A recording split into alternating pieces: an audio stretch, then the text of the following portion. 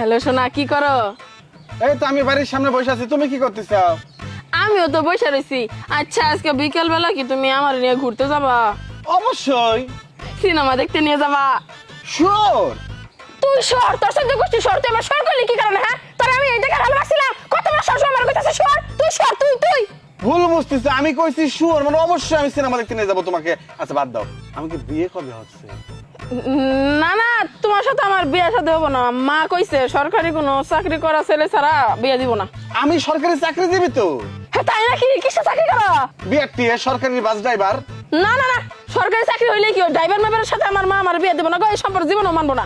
আরে এছাড়াও আমার মার্কেটে দোকান আছে 8-10টা, কাঁচা সবজির ব্যবসা আছে, 40 বিঘা জায়গা সম্পত্তি আছে, ধান চাল সব সময় তো সারা বছর ঘরেরই খাই।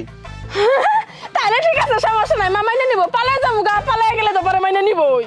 কিন্তু একটু সমস্যা আছে, ঘটনা হচ্ছে কি এই সব কিছু আমার ছোট ভাইয়ের নামে। না, তাহলে পালায় গেলে সমস্যা, বাবা মার মনে কষ্ট দিতে হয় না।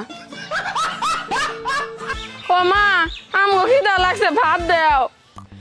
দেখতেছস না আমি কাম করতেছি, কিসের ভাত? না মা, ভাত খামো না, খিদা লাগে নাই, পেট ভরে গেছে গা। হ্যালো, ফোন দিছেন কে? হ্যাঁ, আমি কোন ফোন দিলাম? ফোন তো আপনি আমারে দিলেন।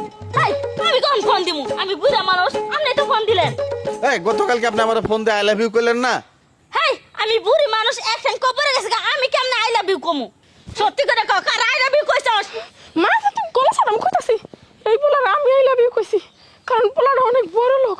ওগো 10টা গাড়ি আছে, 5তলা বাড়ি আছে, 2টা মোটরসাইকেল আছে, এই জন্য আই লাভ ইউ কইছিলাম। I love you two.